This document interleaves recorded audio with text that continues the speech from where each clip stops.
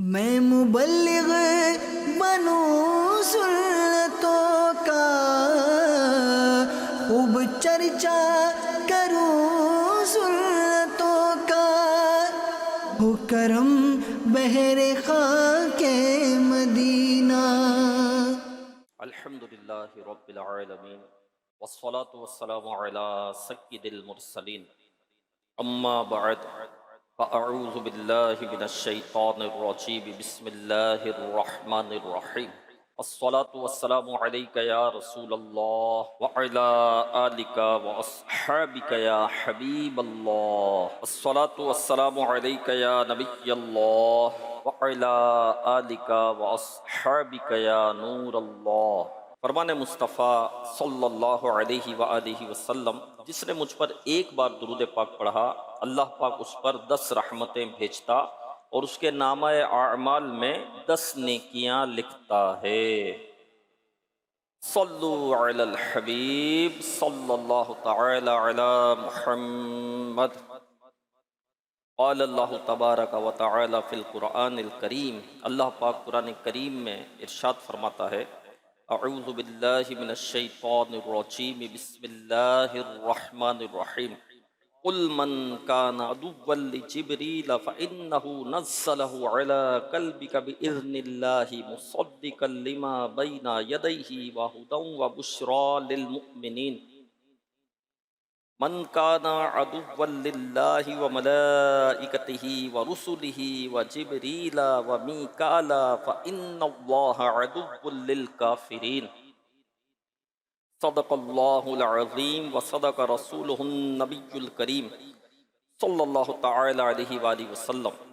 ترجمہ کنز العرفان، اے محبوب تم فرما دو، جو کوئی جبرائیل کا دشمن ہو تو ہو، پس بے شک اس نے تو تمہارے دل پر اللہ کے حکم سے یہ اتارا ہے، جو اپنے سے پہلے موجود کتابوں کی تصدیق فرمانے والا ہے، اور ایمان والوں کے لیے ہدایت اور بشارت ہے۔ جو کوئی اللہ اور اس کے فرشتوں اور اس کے رسولوں اور جبرائیل اور میکائیل کا دشمن ہو تو اللہ کافروں کا دشمن ہے۔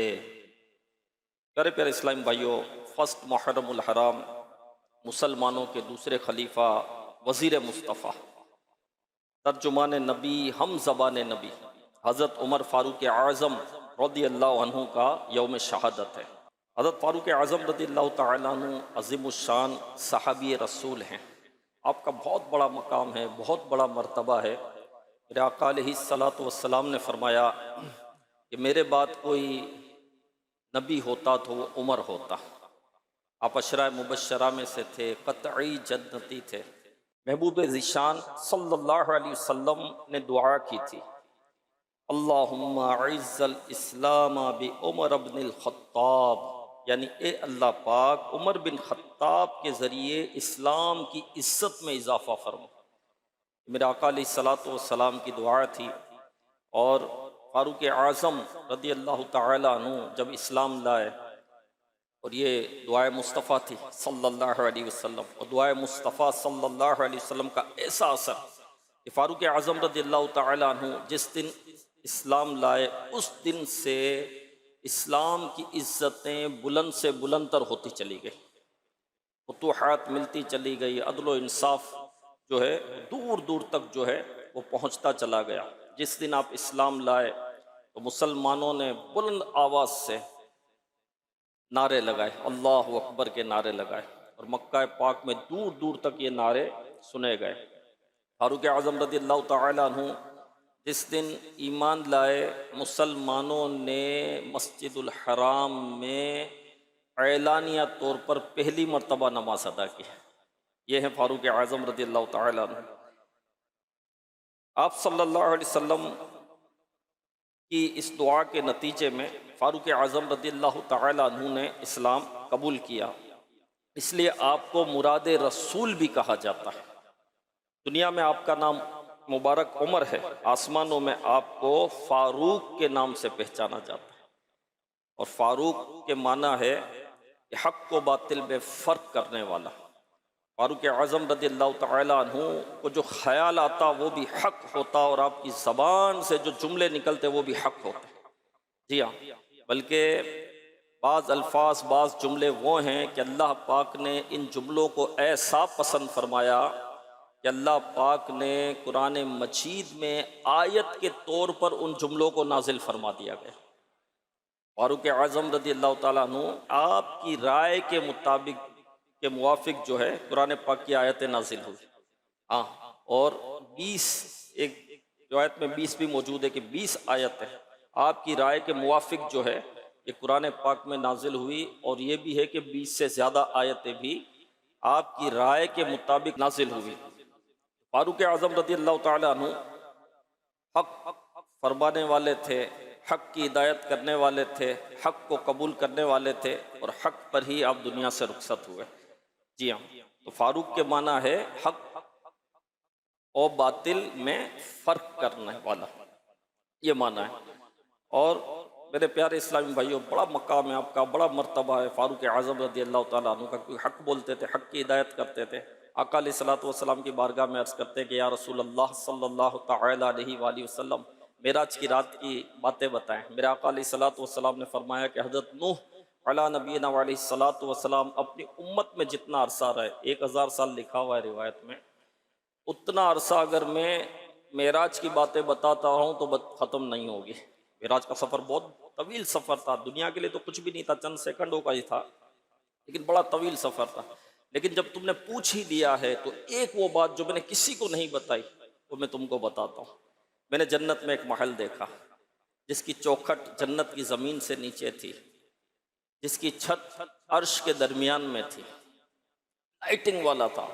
جبرائیل سے پوچھا ہے جبرائیل یہ لائٹنگ والا جو محل ہے وہ کس کا ہے؟ تو جبریل امین علیہ الصلوۃ والسلام نے عرض کیا یا رسول اللہ صلی اللہ علیہ وسلم، یہ اس کا ہے جو حق کہتا ہے، یہ اس کا ہے جو حق کی ہدایت کرتا ہے، یہ اس کا ہے جس کو حق بات کہی جائے تو غصہ نہیں کرتا، یہ محل اس کا ہے جس کا انتقال حق پر ہوگا۔ آقا علیہ الصلوۃ والسلام نے فرمایا جبرائیل کیا تم اس کو جانتے ہو؟ عرض کی ہاں یا رسول اللہ صلی اللہ علیہ وسلم۔ فرمایا وہ کون ہے؟ کہا وہ ایک ہی تو ہے، وہ ایک ہی تو ہے۔ پھر آقا علیہ الصلوۃ والسلام نے فرمایا اس کا نام کیا ہے؟ جبریل امین نے عرض کیا یا رسول اللہ صلی اللہ علیہ وسلم عمر بن خطاب۔ جب فاروق اعظم رضی اللہ تعالیٰ عنہ نے یہ سنا تو آپ پر رقت طاری ہو گئی، اور آپ غش کھا کر زمین پر تشریف لے آئے۔ جی ہاں، آپ بے ہوش ہو گئے، اسی کیفیت بنی۔ اور کہتے ہیں کہ اس دن کے بعد فاروق اعظم رضی اللہ تعالیٰ عنہ کو کسی نے ہنستے ہوئے نہیں دیکھا، یہاں تک کہ آپ کا وصال ہو گیا۔ یہ مقام ہے میرے فاروق اعظم رضی اللہ تعالیٰ عنہ کا، یہ مرتبہ ہے آپ کا۔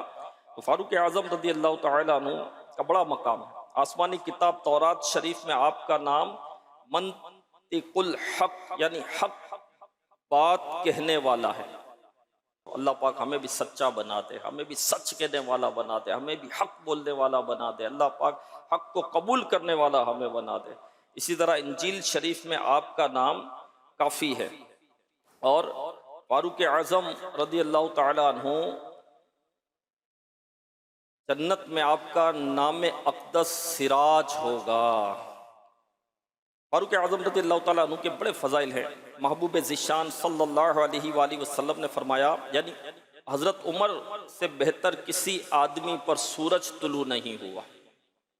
اسی طرح ایک حدیث شریف میں فرمایا آسمان کے تمام فرشتے عمر کی عزت کرتے ہیں، اور زمین کا ہر شیطان عمر کے خوف سے لرزتا ہے۔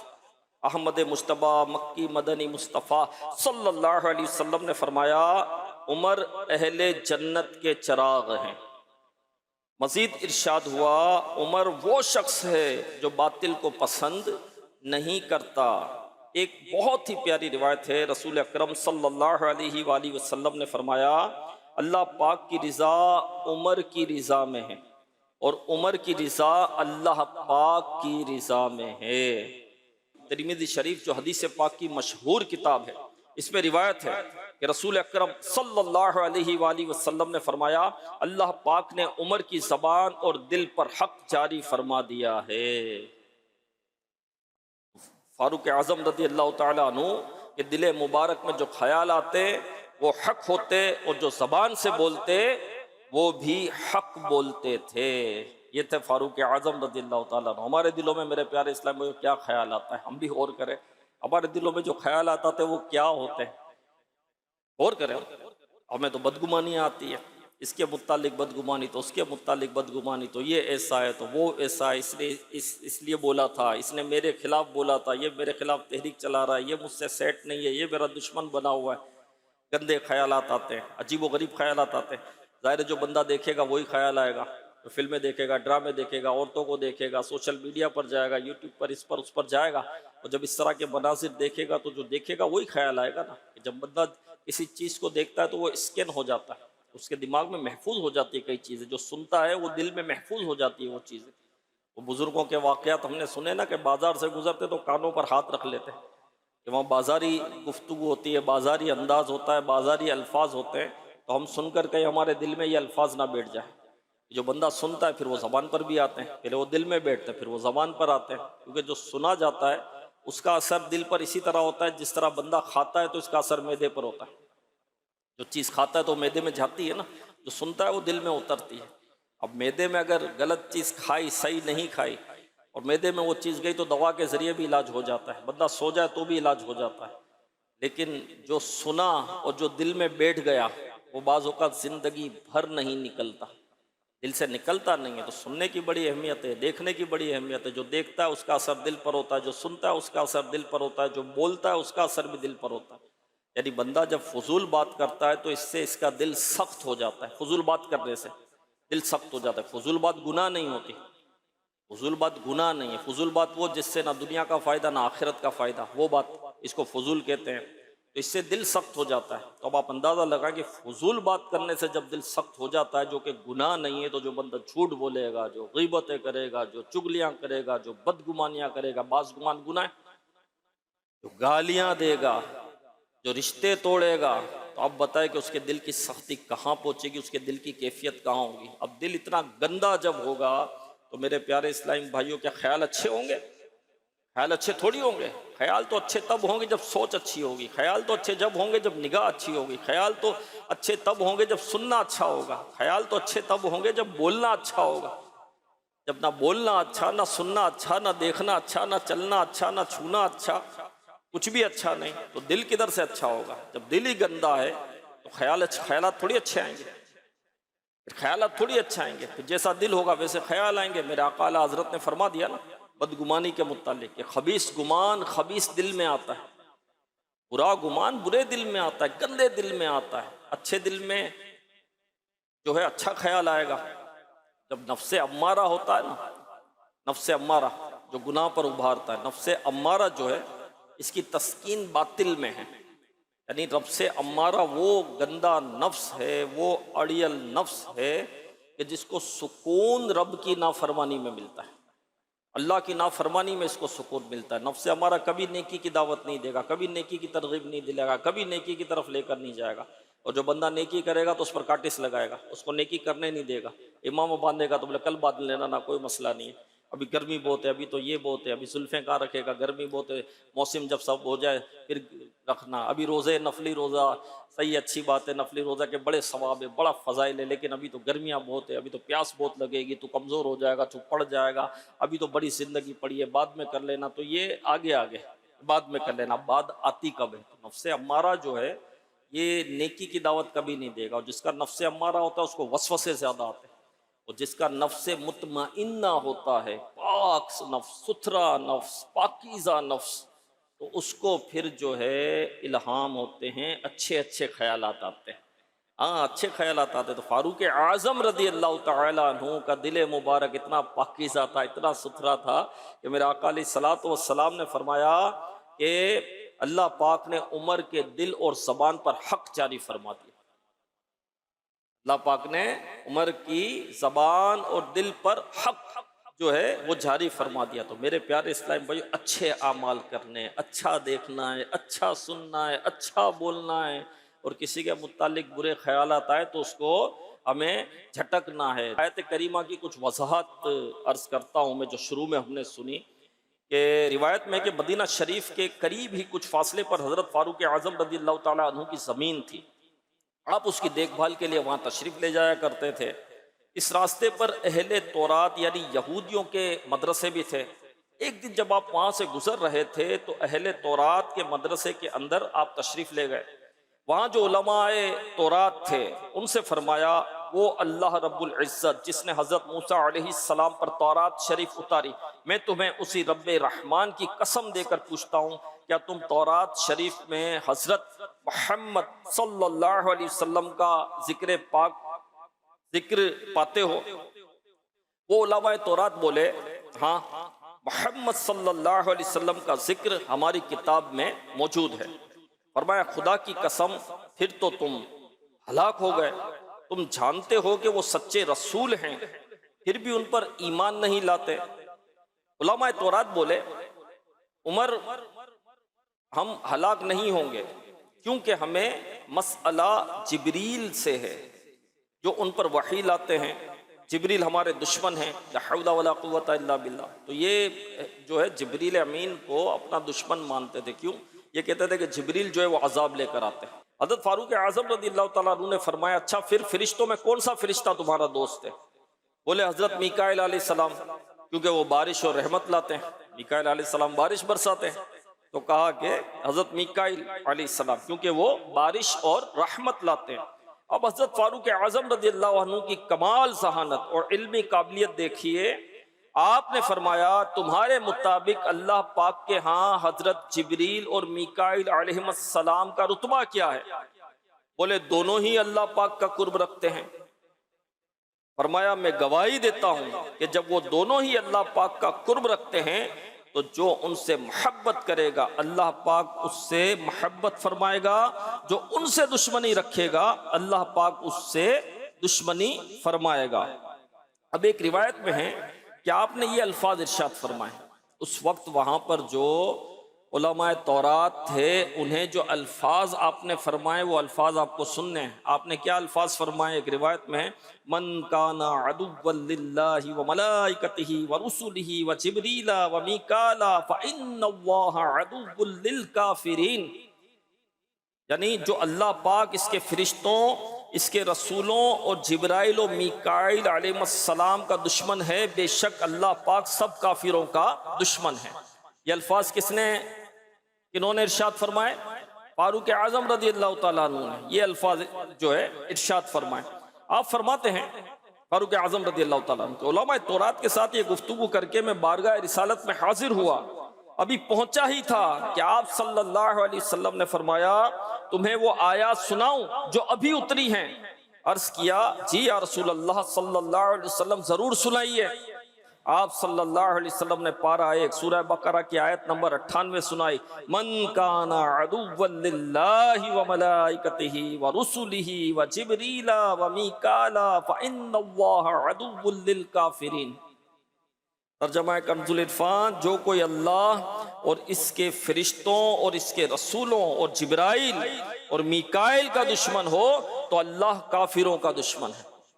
اب کتنی کمال کی بات ہے کہ بالکل وہی الفاظ جو فاروق اعظم رضی اللہ تعالیٰ عنہ کی زبان مبارک سے ادا ہوئے تھے، اللہ پاک نے ان الفاظ کو اتنا پسند فرمایا کہ ان الفاظ کو اللہ پاک نے قرآن کریم میں آیت کے طور پر نازل فرما دیا۔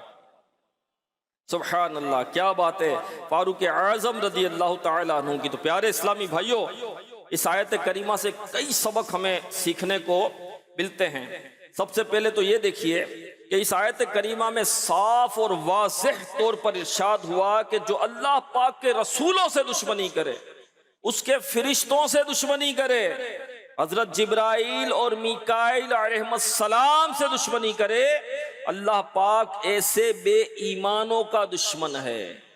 جو اللہ کے رسولوں سے دشمنی کرے گا، اللہ کے محبوبوں سے دشمنی کرے گا، اللہ کے فرشتوں سے دشمنی کرے گا، اللہ کے محبوب بندوں سے دشمنی کرے گا، اللہ پاک ایسے بے ایمانوں کا دشمن ہے۔ اللہ پاک نے دو طرح کے لوگ ہیں جن سے اللہ پاک نے جنگ کا اعلان فرمایا۔ اللہ پاک نے جو جنگ کا اعلان فرمایا ہے، کتنے طرح کے لوگ ہیں؟ دو طرح کے لوگ۔ کون کون؟ نمبر ایک، سودی لین دین کرنے والا۔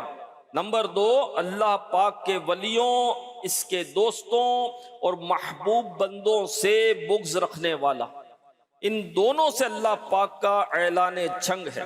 جی ہاں، سود خور سے اعلان جنگ قرآن کریم میں ذکر ہوا، فرمایا یا ایھا الذین آمنوا اتقوا اللہ وذروا ما بقی من الربا ان کنتم مؤمنین فَإِن لَّمْ تَفْعَلُوا فَأْذَنُوا بِحَرْبٍ مِّنَ اللَّهِ وَرَسُولِهِ۔ ترجمہ کنز العرفان، اے ایمان والو، اگر تم ایمان والے ہو تو اللہ سے ڈرو اور جو سود باقی رہ گیا ہے اسے چھوڑ دو، پھر اگر تم ایسا نہیں کرو گے تو اللہ اور اللہ کے رسول کی طرف سے لڑائی کا یقین کر لو۔ اور ولیوں سے بغض رکھنے والے سے جو اعلان جنگ ہے، اس کا ذکر بخاری شریف کی حدیث قدسی میں ہے۔ اللہ پاک فرماتا ہے من عادى لي وليا فقد آذنته بالحرب، یعنی جو میرے کسی دوست سے دشمنی کرے میں اسے اعلان جنگ دیتا ہوں۔ تو پیارے پیارے اسلام بھائی ذرا غور فرمائے کہ جس سے اللہ پاک اعلان جنگ فرمائے اس کا حشر کیا ہوگا۔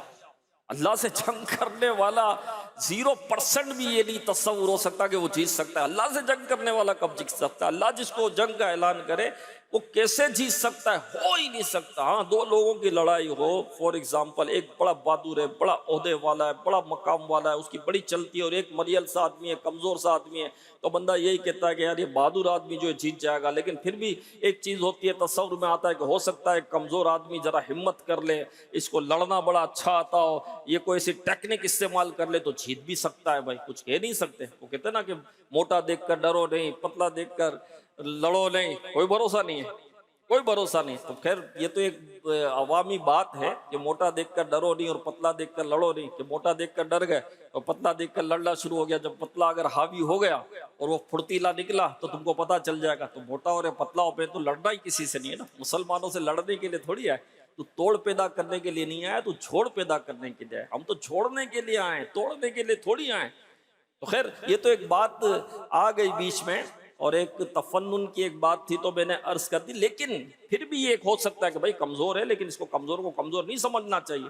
ہو سکتا ہے کہ اس کو بڑی مہارت اور لڑنے کی یہ جیت سکتا ہے، لیکن اللہ سے جو جنگ کرے مطلب 0% بھی چانس نہیں ہے وہ جیت جائے۔ تو اللہ کے محبوب بندوں سے جو دشمنی رکھتا ہے اللہ پاک اس کو اعلان جنگ دیتا ہے۔ اور یاد رکھیں جب بھی جنگ ہوتی ہے دو لوگوں میں، جب دو لوگوں میں جنگ ہوتی ہے تو جو جنگ کرنے والے ہوتے ہیں اس کی مین کوشش کیا ہوتی ہے؟ جو اس کا مین پاور ہے اس کو ختم کر دیا جائے۔ جب مین پاور ہی اس کا ختم ہو جائے گا تو پھر بندہ ہی ختم ہو گیا، پھر بندہ ہار گیا۔ تو مین دولت ایک بندے کے، مسلمان کے پاس کیا ہے؟ ایمان۔ میں ایک واقعہ سناتا ہوں آپ کو۔ امام اعظم ابو حنیفہ رحمۃ اللہ علیہ سے ایک شخص نے جھگڑا کیا، ایک شخص نے دشمنی کی۔ دو لوگ دیکھ رہے تھے اور ایک امام اعظم سے دشمنی کر رہا تھا، جھگڑا کر رہا تھا، لڑ رہا تھا۔ امام تو دو جو دیکھ رہے تھے ان میں سے ایک نے کہا کہ مجھے لگتا ہے کہ اس کا خاتمہ ایمان پر نہیں ہوگا، اس کا ایمان برباد ہو جائے گا۔ بات آئی گئی ہو گئی، کچھ دن ہوئے تو جو امام اعظم سے لڑ رہا تھا نا اس کا انتقال ہوا، اور اس کا خاتمہ اچھا نہیں ہوا، کفر پر انتقال ہوا۔ اور وہ دونوں جو تھے، ایک نے کہا تھا، دوسرے نے سنا تھا، اس نے دیکھا کہ واقعی اس کا خاتمہ تو کفر پر ہوا، ایمان پر نہیں ہوا، اور اس نے کہا تھا۔ اب یہ ان کے پاس پہنچے کہ اس دن تم نے کہا تھا جب یہ امام اعظم سے جھگڑ رہا تھا، لڑ رہا تھا، کہ اس کا خاتمہ لگتا ہے ایمان پر نہیں ہوگا، واقعی ایسا ہوا؟ تم نے کیسے کہہ دیا تھا؟ تو وہ شخص کہتا ہے کہ بات یہ ہے کہ جب وہ امام اعظم سے جھگڑا کر رہا تھا تو جو اللہ کے محبوب بندوں سے دشمنی کرے، لڑے، تو اللہ اس کو اعلان جنگ کرتا ہے۔ اور جب جنگ ہوتی ہے تو جو فریق ہوتا ہے وہ اس کی سب سے قیمتی چیز کو ختم کرتا ہے۔ جنگ میں یہی ہوتا ہے۔ تو میں سمجھ گیا تھا کیونکہ سب سے قیمتی تو ایمان ہے، سب سے قیمتی دولت تو ایمان ہے، تو میں سمجھ گیا تھا یہ اللہ سے جنگ کر رہا ہے، اللہ کے محبوب بندے سے دشمنی کر رہا ہے، تو اللہ پاک اس کا ایمان برباد کر دے گا۔ تو میرے پیارے اسلام بھائی، اللہ والوں سے، اللہ کے محبوبوں سے، اللہ کے رسولوں سے، اللہ کے جو نبیوں سے دشمنی نہیں ہونی چاہیے۔ نہیں میرے پیارے اسلام بھائی، نہیں ہونا چاہیے۔ اللہ والوں کی بڑی شان ہے، ولیوں کی بڑی شان ہے۔ اللہ پاک اپنے ولیوں سے بڑی محبت فرماتا ہے، ان کی صحبت کی بڑی برکت ہے، ان کی قربت کی بڑی برکت ہے۔ جو اللہ والوں کا قرب پاتا ہے اسے رب کا قرب نصیب ہو جاتا ہے۔ یہ اللہ کے قریب کرتے ہیں، یہ اللہ کی بارگاہ میں جھکاتے ہیں، یہ دلوں کو صاف کرتے ہیں، دلوں کو ستھرا کرتے ہیں۔ میرے پیارے اسلام بھائیو، ہاں کسی اللہ والے کی صحبت کی بڑی برکت ہے۔ مفسر شہیر رقیب الامت حضرت مفتی احمد یار خان نعیمی رحمت اللہ علیہ فرماتے ہیں کہ جب بندہ گناہ کرتا ہے تو اس کے دل پر سیاہ نقطہ لگتا ہے، پھر گناہ کرے پھر سیاہ نقطہ لگتا ہے، پھر گناہ کرے پھر سیاہ نقطہ لگتا ہے، نیکی کرے تو نقطہ دھل جاتا ہے، گناہ کرتا رہے آہستہ آہستہ دل کالا ہو جاتا ہے، آہستہ آہستہ دل کیا ہوتا ہے؟ کالا ہوتا ہے۔ نماز چھوڑی نقطہ لگے گا، گالی دی نقطہ لگے گا، جھوٹ بولا نقطہ لگے گا۔ اب آہستہ آہستہ کیا ہو رہا ہے؟ دل کالا ہو رہا ہے۔ لیکن جب بندہ نیکی کرتا ہے نقطہ دھلتا ہے، پھر نیکی کرے نقطہ دھلتا ہے، عبادت کرے نقطہ دھلتا ہے۔ تو گناہ کرتے رہے تو آہستہ آہستہ دل کالا ہوتا ہے، اور نیکیاں کرتا رہے تو آہستہ آہستہ دل صاف ہوتا ہے۔ لیکن کوئی اللہ کے ولیوں سے دشمنی کرے تو آہستہ آہستہ نہیں، ایک دم دل کالا ہو جاتا ہے۔ اور کوئی اللہ والوں کی صحبت اپنائے، اللہ کے ولیوں کی صحبت میں آئے، آہستہ آہستہ نہیں، ایک دم دل صاف ہو جاتا ہے، ایک دم دل صاف ہو جاتا ہے۔ دیکھیں نا، دعوت اسلامی کا دینی ماحول ہے نا، آتے ہیں، توبہ کرتے ہیں، روتے ہیں، امیر اہل سنت کی صحبت ملتی ہے، ایک ولی کامل کی صحبت پاتے ہیں۔ صحبت کی تو برکت ہے الحمدللہ۔ اب نہیں نظر آئے تو مرضی ہے بھائی، اب سورج نکل رہا ہے اور بالکل سامنے اوپر سورج ہے، اور اتنا عروج پر سورج، اور بندہ کوئی بولے سورج ہی نہیں ہے، تو اب صحیح ہے، پھر اس کو لگتا ہے کہ نظر نہیں آ رہا ہے، دکھ نہیں رہا، ہو سکتا ہے سورج دکھتے ہوئے بھی نہیں دکھ رہا ہے، یا کوئی معنی ہی نہیں۔ بھائی دو اور دو کتنے ہوتے ہیں؟ دو اور دو کتنے ہوتے ہیں؟ دو اور دو کتنے ہوتے ہیں؟ نہیں، 5 ہوتے ہیں۔ بھائی دو اور دو کتنے ہوتے ہیں؟ نہیں، 5 ہوتے ہیں۔ بھائی 4 ہوتے ہیں۔ نہیں، میں نہیں مانتا، 5 ہوتے ہیں۔ تو میرا کیا علاج ہے؟ کوئی علاج ہی نہیں ہے میرا۔ تو خیر میرے پیارے اسلامی بھائیوں، اللہ والوں کا قرب پانا ہے۔ جی ہاں، ایک اور روایت سنیں۔ ایک شخص تھا جو کفن بانٹا کرتا تھا۔ جب بھی اسے خبر مل جاتی کہ فلاں جگہ میت ہے اور اس کے گھر والے کفن خریدنے کی استطاعت نہیں رکھتے، تو یہ شخص کفن کا ارینجمنٹ کر دیا کرتا تھا۔ ایک روز اس کے پاس ایک شخص آیا اور کہا کہ فلاں جگہ میت ہو گئی ہے۔ فوراً اپنے ایک شخص کو ساتھ لیا اور میت کے گھر والے اس کے گھر پہنچ گیا۔ کہتے ہیں، بہت توجہ سے سننا ہے، بہت توجہ سے سننا ہے، کہ میں نے دیکھا کہ وہاں لوگ جمع ہیں، درمیان میں میت پڑی ہے جس کے پیٹ پر اینٹ رکھی ہوئی ہے۔ لوگوں نے مرنے والے کی بہت تعریفیں کی اور اس کے نیک اعمال کے متعلق بتایا۔ میں نے ان سے کہا، تم اس کو غسل کیوں نہیں دیتے؟ بولے ہمارے پاس کفن نہیں ہے۔ فرماتے میں نے فوراً اپنے ساتھی کو کفن لینے بھیجا، ایک شخص کو قبر کی تیاری کے لیے لگا دیا، اہل خانہ غسل کے لیے پانی گرم کرنے لگے، اور میں میت کے پاس بیٹھ گیا۔ ہم ابھی بیٹھے ہی تھے کہ اچانک مردہ حرکت کرنے لگا، اس کے پیٹ پر رکھی ہوئی اینٹ بھی گر گئی اور وہ اٹھ کر بیٹھ گیا، اور وہ بلند آواز سے کہہ رہا تھا، ہائے آگ، ہائے آگ، ہائے آگ۔ میں نے کہا لا الہ الا اللہ پڑھو۔ مردہ بولا، مجھے اس کا کوئی فائدہ نہیں ہوگا۔ اللہ پاک کوفہ کے رہنے والے اس بوڑھے پر لعنت فرمائے، اس نے مجھے بھٹکا دیا۔ اسی کے کہنے پر میں حضرت ابو بکر و عمر رضی اللہ عنہما کو گالیاں دیا کرتا تھا۔ ایک روایت میں ہے کہ وہ مردہ بولا، مجھے آگ کی طرف لے جایا گیا، مجھے میرا ٹھکانہ دکھایا گیا، پھر کہا گیا واپس جاؤ، لوگوں کو اپنا ٹھکانہ یعنی ابو بکر و عمر رضی اللہ عنہما کو برا بھلا کہنے کا انجام بتاؤ، پھر تمہیں واپس اسی آگ میں آنا ہے۔ یہ کہہ کر وہ بے جان ہو کر گرا اور دوبارہ موت کے گھاٹ اتر گیا۔ الامان والحفیظ عاشقان رسول، یہ کوئی قصہ کہانی نہیں ہے۔ امام ابن ابی الدنیا رحمت اللہ علیہ بہت بڑے محدث ہیں، آپ نے باقاعدہ سند کے ساتھ یہ واقعہ لکھا ہے۔ اس میں غور فرمائیے، کتنی عبرت کی بات ہے کہ اللہ پاک ہم سب کو بغض صحابہ و اہل بیت سے محفوظ فرمائے۔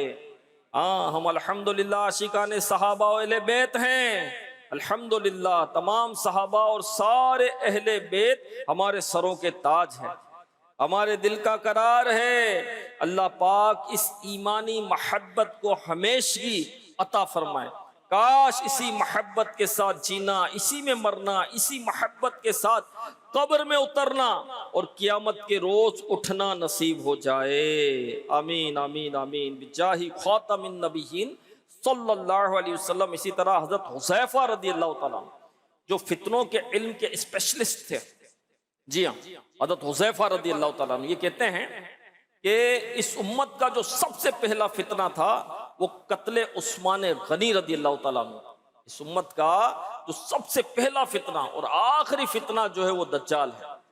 اور حضرت حذیفہ رضی اللہ تعالیٰ عنہ کہتے ہیں کہ جو قتل عثمان غنی پر ذرہ برابر بھی راضی ہوا، خدا کی قسم کہتے ہیں کہ اگر اس نے دجال کو پا لیا تو دجال کی پیروی کرے گا. یعنی دجال کے فتنے میں مبتلا ہوگا، دجال کی پیروی کرے گا، اور دجال کو نہیں پایا اور مر گیا ہے تو قبر میں دجال پر ایمان لائے گا، کیونکہ وہ قتل عثمان غنی پر راضی تھا رضی اللہ تعالیٰ عنہ. ہر صحابی نبی جنتی جنتی، ہر صحابی نبی جنتی جنتی، ہر صحابی نبی جنتی جنتی. ہاں میرے پیارے اسلام بھائیو، اللہ کے محبوبوں سے محبت کرنی ہے، ہاں ان کا ذکر خیر کرنا ہے. ارے اللہ والوں کا جہاں ذکر ہوتا ہے وہ رحمت برستی. امام غزالی رحمت اللہ علیہ فرماتے جہاں اللہ والوں کا ذکر ہو وہاں رحمتیں برستی ہیں، اور جہاں غافلوں کا ذکر ہو وہاں نحوستیں اترتی ہیں، اور نحوستیں اترتی. تو ذکر ہے کہ جہاں ذکر پاک ہو اللہ والوں کا وہاں رحمتیں برستی ہے. تو جہاں اللہ والوں کا وجود ہوگا، جہاں ان کا وجود ہوگا، جہاں وہ خود تشریف فرما ہوں گے تو ان کے قرب کی کتنی برکتیں ملے گی. تو اللہ والوں کا قرب پانا ہے، اور پھر اللہ والوں کی پہچان بھی رکھنی ہے، علم بھی حاصل کرنا ہے. ہاں میرے پیارے اسلام بھائیو، میں جو کہنا چاہ رہا ہوں وہ آپ سمجھ رہے ہوں. اللہ والوں کا کون اللہ والا؟ یہ دعوت اسلامی کا دینی ماحول ہے، اس میں ہمیں علم ملتا ہے، اس میں ہمیں سمجھ ملتی ہے، اس میں ہمیں شعور ملتا ہے. الحمدللہ علم سے شعور ملتا ہے، علم سے حکمت ملتی ہے. علم ہوگا تو پتہ ہوگا نا، علم ہی نہیں ہے جس کے پاس علم نہیں وہ بھٹک جاتا ہے، جس کے پاس علم نہیں ہے وہ گمراہی کے دلدل میں پھنس جاتا ہے. تو علم حاصل کرنا ہے. تو میرے پیارے اسلام بھائیو، فاروق اعظم رضی اللہ تعالیٰ عنہ، ہاں یہ فاروق تھے، حق اور باطل میں فرق کرنے والے تھے. اور فاروق اعظم رضی اللہ تعالیٰ عنہ جیسی ہستی ام کلثوم رضی اللہ عنہ، یہ آپ کی زوجہ تھی. حضرت فاطمہ الزہرا رضی اللہ تعالیٰ عنہ کی شہزادی تھی، مولا علی کی شہزادی تھی ام کلثوم رضی اللہ تعالیٰ عنہ. اور فاروق اعظم رضی اللہ تعالیٰ عنہ کے نکاح میں تھی. تو ایک مرتبہ رو رہی تھی. فاروق اعظم رضی اللہ تعالیٰ عنہ تشریف لائے. کہا کیوں رو رہی ہو؟ تو کہا کعب الاحبار، کعب الاحبار رضی اللہ تعالیٰ عنہ پہلے یہودیوں کے عالم تھے، پھر وہ ایمان لائے تو وہ سلمانوں کے عالم ہو گئے. تو یہ کہتے ہیں کہ آپ جہنم کے دروازے پر ہیں. فاروق اعظم رضی اللہ تعالیٰ عنہ جہنم کے دروازے پر ہیں. آپ کعب الاحبار کہتے ہیں میں اس لیے رو رہی ہوں. آپ پر بھی کیفیت طاری ہو گئی، خوف خدا والے تھے. کعب الاحبار رضی اللہ تعالیٰ عنہ کو بلوایا، کہا آپ نے ایسا کہا؟ فاروق اعظم رضی اللہ تعالیٰ عنہ کو کعب الاحبار رضی اللہ تعالیٰ عنہ عرض کیا امیر المومنین آپ جلدی مت کیجئے، آپ ذوالحج کے بعد جو ہے جنت میں جائیں گے. تو کہا کبھی آپ کہتے ہو کہ جہنم کے دروازے پر ہے، کبھی کہتے ہو جنتی ہے، بات کیا ہے؟ کعب الاحبار رضی اللہ تعالیٰ عنہ کہتے ہیں حضور بات یہ ہے کہ آپ جہنم کے دروازے پر یوں ہیں کہ جب تک آپ حیات ہیں لوگ جہنم میں نہیں گر سکتے. اور جس دن آپ کا وصال ہوا امت جہنم میں گرنے لگے. فاروق اعظم رضی اللہ تعالیٰ عنہ کے متعلق اس طرح کی اور بھی روایت ہے کہ آپ جہنم کے دروازے کا تالا ہیں، آپ جہنم کا دروازہ ہیں. تو فاروق اعظم رضی اللہ تعالیٰ عنہ جب تک حیات تھے لوگ جہنم میں نہیں گریں گے، آپ لوگوں کو جہنم میں گرنے نہیں دیں گے. جی ہاں، لیکن جب آپ کا وصال ہوا لوگ جہنم میں گرنے لگیں گے. کہتے ہیں فاروق اعظم رضی اللہ تعالیٰ عنہ وہ قلعہ تھے اسلام کا جس میں جو داخل ہو گیا تو باہر نہیں جا سکتا تھا. آپ قلعہ اسلام تھے، اسلام کا وہ قلعہ تھے کہ اس میں جو داخل ہو گیا باہر نہیں نکل سکتا تھا. لیکن جب آپ کا وصال ہوا لوگ اسلام سے باہر ہونے لگے. فاروق اعظم کی کیا شان تھی میرے پیارے اسلام بھائی. کاش کاش کاش ہم نیکی کی دعوت دینے والے بنے.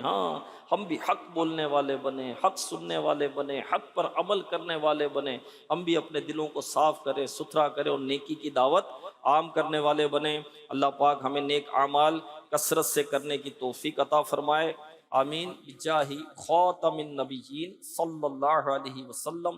صلو علی الحبیب صلی اللہ تعالی علی محمد. میں مبلغ بنوں سنتوں کا خوب چرچا